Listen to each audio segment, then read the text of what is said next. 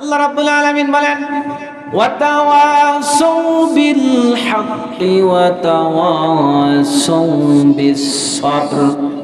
যে আল্লাহ রাব্বুল আলামিন বলেন যেই মানুষগুলো সত্যের পক্ষে থাকবে আল্লাহ রাব্বুল আলামিন তাদেরকে কি করবেন? সফল কাম দিয়ে দেবে। আর এই সত্যের পক্ষে থাকতে গিয়া যখন নিপীড়ন নির্যাতিত হইবে, কাফের মুশরিক বেদিনেরা কি আল্লাহর উপরে কম নির্যাতন করছে না? আল্লাহর হাবিবের উপর কি কম নির্যাতন করছে? পাথর মারছে। হাদিসের ভিতরে আছে আল্লাহ রাসূল সাল্লাল্লাহু আলাইহি সাল্লাম যখন বাহিরে বের হইতেন, কাফের মুশরিক বেদিনেরা উটের পরান পচা নারী ভুঁড়ি আল্লাহ রাসূলের কাঁধে চাপাইয়া দিত, মাথায় চাপাইয়া দিত। আল্লাহ রাসূল সাল্লাল্লাহু আলাইহি সাল্লাম কখনো বিচলিত হন নাই, বেজার হন নাই।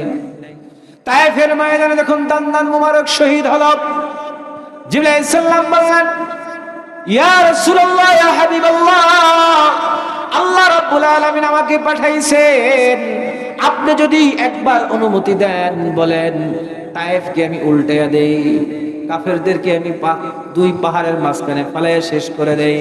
আল্লাহ রাসূল সাল্লাল্লাহু আলাইহি সাল্লাম চোখ থেকে পানি ছেড়ে দিয়েছেন আর বলছেন, ভাই ও জিবরাইল, তুমি যদি এই মানুষগুলো অবুঝ মানুষগুলোকে যদি তুমি পাথর নিক্ষেপ কইরা শেষ কইরা দাও, কারা আমার কালিমার দাওয়াত শুনবে, কারা আমার কালিমাকে বিশ্বাস করবে, কারা আল্লাহকে মানবে, কারা আমার নবীর উম্মত হইবে? সুবহানাল্লাহ বলবেন না? তো ভাইয়ের আমার, বন্ধুরা আমার, এই শ্রেষ্ঠ নবীর শ্রেষ্ঠ উম্মত আমরা। তো আল্লাহ রাব্বুল আলামিন বলছেন ওয়াতাওয়াসাউ বিল হাক্কি ওয়াতাওয়াসাউ বিস সাবর, যে ওই মানুষগুলোই সফল যারা কি করে? সর্বশেষ যারা ধৈর্য ধারণ করে। কি করবে? এখন আসেন, এখন বলবেন যে হুজুর, আমরা যারা এখানে আছি আমাদের তো ধৈর্য আছে, কম বেশি আছে না? ধৈর্য ছাড়া তো মানুষ থাকতে পারে না, পারে? ধৈর্য সবারই কম বেশি আছে, কিন্তু একটা বিষয় হলো, তো ভাইয়ের আমার, বন্ধুরা আমার, আল্লাহ রাব্বুল আলামিন বলছেন যে দুনিয়ার ওই সকল মানুষ সফল যারা আল্লাহর উপরে ঈমান আনে, এরপরে কি করে? ভালো কাজ করে, বিপদে আপদে ধৈর্য ধারণ করে, এই মানুষগুলোই সফল। আচ্ছা, এখন ভাইয়ের আমার, বন্ধুরা আমার, আপনাকে আমাকে এই পৃথিবীর মধ্যে একজন শ্রেষ্ঠ মানুষ হতে হবে, ভালো মানুষ হতে হবে, ঠিক কিনা বলেন? ভালো মানুষ হতে হলে বলবেন যে হুজুর, জীবনের 70টা বছর, 60টা বছর, 40টা বছর কাটাইয়া দিলাম শুধু। আপনি তো আজকে বলতেছেন যে ভালো মানুষ হওয়া লাগবে, সফল কাম হইতে হইলে। জীবনে যা করছি, নামাজ তো ঠিক মতো পড়ি নাই, সুদ ঘুষ জিনা ব্যভিচারের ভিতরে লিপ্ত ছিলাম, কোনটা হালাল কোনটা হারাম কোনদিন তমিজ করি নাই, পার্থক্য করি নাই। কিন্তু আজকে আপনি বললেই তো আপনার আমার দ্বারা ভালো মানুষ হওয়া সম্ভব না, ঠিক কিনা বলেন? ভাইয়ের আমার, বন্ধুরা আমার, আমার আল্লাহ মেসেজ দিয়ে দিয়েছেন, ইল্লা মান তাবা ওয়া আমানা ওয়া আমিলা আমালান সালিহান ফাউলাইকা ইউবাদদিলুল্লাহু সাইয়্যাতিহিম হাসানা ওয়া কানাল্লাহু গফুরুর রহিমা। একটা জবান চুপ থাকবে না, জোরে বলেন না সুবহানাল্লাহ। আর একটু জোরে বলেন না আল্লাহু আকবার। আপনারা যদি একটু জোরে সরে সুবহানাল্লাহ, আলহামদুলিল্লাহ, আল্লাহু আকবার না বলেন, তাহলে আমি বুঝবো কেমন করে যে আপনারা আমার ওয়াজ বুঝেন? আগে তো বুঝতে হইবে। পানি আনি না আমরা কল থেকে, কলের সাথে আর কলসির মুখের সাথে যদি মিল না থাকে, তাহলে পানি কলসিতে পড়ে না বাহিরে পড়ে? একটু কথা বলি, শোনেন। এই জন্য মনোযোগটা বড় খুব প্রয়োজন। কেন প্রয়োজন? আমি একটা বললাম, আপনি বুঝলেন, আর একটা আমি করলাম, একটা আপনি বুঝলেন, একটা বুঝটাই আজকে মাহফিলের মূল, ঠিক কিনা বলেন? বক্তা আর শ্রোতার ভিতরে মাঝখানে কি বুঝটা সবচাইতে মেইন। আমাদের এই পটুয়াখালীর এক বেয়াই বেড়াইতে গেছে, যশোরের এক বেয়াই বেড়ে। কোথায়? যশোরের বেয়াই বেড়ে। এখন যশোরে তো কাঁঠাল, আমার কাঁঠালের সেরা না। এখন গেছে, মনে করেন এই শীতের দিনে গেছে, পৌষ মাসে গেছে। কোন মাসে? পৌষ মাসে বা চৈত্র মাসে ধরেন, বা ধরেন পৌষ মাসেই গেছে, বা মানে অর্থাৎ এমন একটা সিজন যেই সিজনে কি আম কাঁঠাল পাওয়া যায় না, কিন্তু গাছে কাঁঠাল আছে। এখন ওই যশোরের বিয়াই করছে কি, কাঁঠাল একটা পাইরা আইনা রাত্রে বেলা হাল দিয়ে রাখছে। কি করছে? হাল দিয়ে রাখছে। সকালবেলা বেয়াই ফজরের নামাজ পড়া ঘরের ভিতরে শুধু কাঁঠালের ঘেরান আর ঘেরান। কি ব্যাপার বেয়াই, এই অসিজনে কাঁঠাল পাইলেন কম? কয় বেয়াই এটা তো আমার কারিশমা না, এ আপনার বেআইনের। সে কইতেছে আপনার এত কিছু খাওয়াইলাম, আমাকে বিখ্যাত কাঁঠাল খাওয়াইতে পারবো না, এটা কি হয়? এই জন্য আপনার বেআইনে এই দিনের বেলা কাঁঠাল পাইকে রাখছে, রৌদে শুকিয়ে রাখছে, রাত্রে আমার দিয়ে হাল দিতে গেছে, হাল দিয়ে রাখছে, এখন পাইকে গেছে এই কাঁঠাল আইনে দেশে খাইছে। বেশ ভালো কথা। এখন ওই যশোরের বেআই উনি আবার মনে করেন আসছে শ্রাবণ মাসে বা ভাদ্র মাসে বা আশ্বিন মাসে, মানে এমন একটা সিজনে আসছে ওই সময় তরমুজ পাওয়া যায় না। কি পাওয়া যায় না? বরিশালের কলাপাড়ার ওদিকে তো তরমুজের সেরা। এখন উনি আবার করছে কি, ওই যে শিখিয়েছে যশোরের বেআই হাল মাখলে পারে পাকে, উনি করছে কি খেতে গুইন্দা দুইটা বড় বড় তরমুজ আইনা হাল দিয়ে রাখছে। এখন ওই যশোরের বেআই ফজরের নামাজ পড়ে ঘরের মধ্যে খালি তরমুজ পচার গন্ধ হয়। কয় ব্যাপার কি, তরমুজ পচার গন্ধ হয় কেন? কয় বেআই আমি তো বুঝলাম না কিছু, আমনে কাঁঠালের ভিতরে হাল মারলেন, কাঁঠাল পাইকে গেলে খাওয়াই দিলেন, আর আমি তরমুজে হাল মারলাম পচে গেলে। কয় বেআই তাকে বুঝতে হইবে, সময়ের 1 ফোর অসময়ের 10 ফোরেও কাজ হয় না। আগে তো আপনি আমল করতে হইলে ওয়াজটা আগে বুঝতে হইবে যে কোন জিনিসে হাল মারলে পাকে আর কোন জিনিসে হাল মারলে পচে, ঠিক না?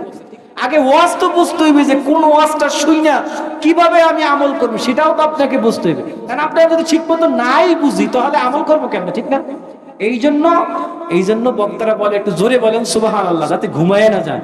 আপনার খেয়ালটা আমার দিকে আছে কিনা এইটা বোঝার জন্য। আর হাদিসের ভিতরে আসছে কোন ব্যক্তি যদি একবার উচ্চ স্বরে সুবহানাল্লাহ আলহামদুলিল্লাহ আল্লাহু আকবার বলে, আল্লাহ রাব্বুল আলামিনের হাবিব বলেন তার জন্য জান্নাতের ভিতরে একটা খেজুর গাছ রোপণ করা হয়, আর ওই খেজুর গাছটা ছায়া হাসরের ময়দানে এত বড় হবে যে তালহার মতো, আব্বাসের মতো, আলীর মতো একজন যে যুবক, এই বীর যদি একটা তেজস্বী ঘোড়া নিয়ে 1000 বছর যদি দৌড়ায়, 1000 বছর দৌড়াইলেও এই ছায়াটা অতিক্রম করতে পারবে না। জোরে বলেন না সুবহানাল্লাহ। তো ভাইরা আমার, বন্ধুরা আমার, আল্লাহ রাব্বুল আলামিন বললেন ইল্লা মান তাবা, যখন কোন ব্যক্তি তওবা করে, ওয়া আমানা এরপরে ঈমান আনে, ওয়া আমিলা আমালান সলিহা এরপর যখন ভালো কাজ করে, ফাউলাইকা ইউবাদদিলুল্লাহু সাইয়্যাতিহিম হাসানা, আল্লাহ রাব্বুল আলামিন ওই বান্দার আমলনামায় যত গুনাহ ছিল, পাপ ছিল, ওইটাকে পাল্টাইয়া আল্লাহ রাব্বুল আলামিন নেক দ্বারা পাল্টাইয়া দেয়। বলেন না সুবহানাল্লাহ। আর একটু জোরে বলেন না সুবহানাল্লাহ।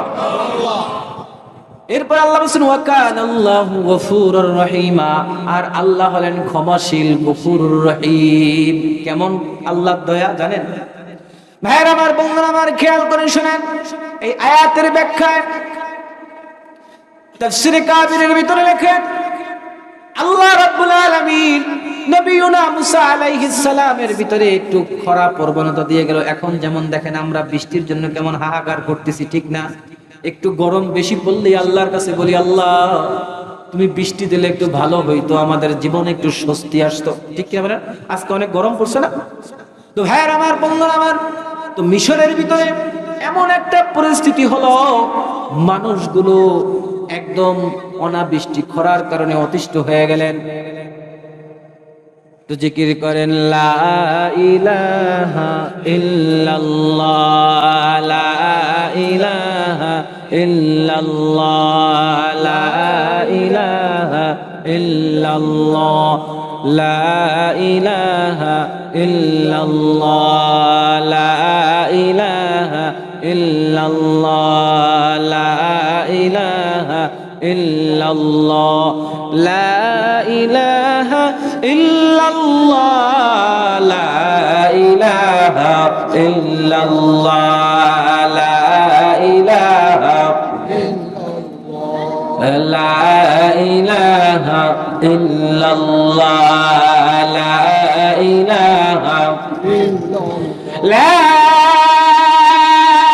ইলাহা ইল্লাল্লাহু মুহাম্মাদুর রাসূলুল্লাহ সাল্লাল্লাহু আলাইহি সাল্লাম যে কথা বলতেছিলাম, তো মিশরের ভিতরে খরা অনাবৃষ্টির কারণে মানুষগুলো অতিষ্ঠ হয়ে গেছে। নবিয়ুনা মুসা আলাইহিস সালাম এর কাছে বললেন, হে নবী মুসা, আপনি আল্লাহর কাছে বলেন কবে বৃষ্টি দেবেন। তো আল্লাহ রাব্বুল আলামিন বললেন যে দেখো, তুমি একটা কাজ করো, তোমার এই গোত্রের মানুষগুলো একত্রিত করো, এরপর একটা দোয়ার ব্যবস্থা করো, ওই দোয়া করলেই আমি বৃষ্টি দিয়ে দেব। আমাদের দেশে এই সলাতুল ইস্তিসকা, তারপরে এই যে ছোট খতম, আগে তো আপনার কি বলেন কলেরা, ডায়রিয়া, বসন্ত, হাম হইলে এলাকায় এলাকায় মানুষ আলেম উলামাদের ডাইকা খতম পড়তো, বড় খতম ছোট খতম পড়তো না, এরপরে বৃষ্টি না হইলে আপনার কি বলেন নামাজ পড়তো।